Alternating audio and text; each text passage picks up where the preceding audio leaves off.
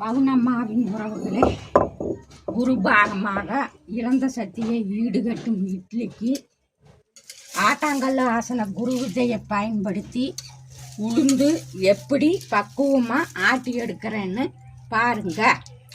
இங்கே பாருங்க, இது நேற்றுக்கு இரவு ஊற வச்சதுங்க. 12 மணி நேரம் ஊறி இருக்குதுங்க. இப்போ இதைய இப்படி போட்டு கொஞ்சம் கொஞ்சமாக தண்ணி தொளிச்சு கெட்டியாக பக்குவமாக ஆட்டி எடுக்கிறனுங்க. அடுத்த காணொலியில் அரிசி மாவு எப்படி ஆட்டுறதுன்னு சொல்லித்தரணுங்க.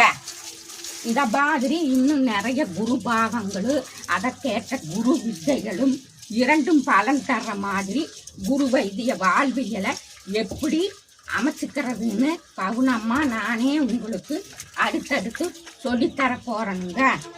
எல்லோரும் இயற்கையோடு இணைவோம், இன்பமாய் வாழ்வோம். நான் உங்கள் பவுனம்மா, உங்கள் ஜென்சி குருவுடன். நன்றி, வணக்கம்.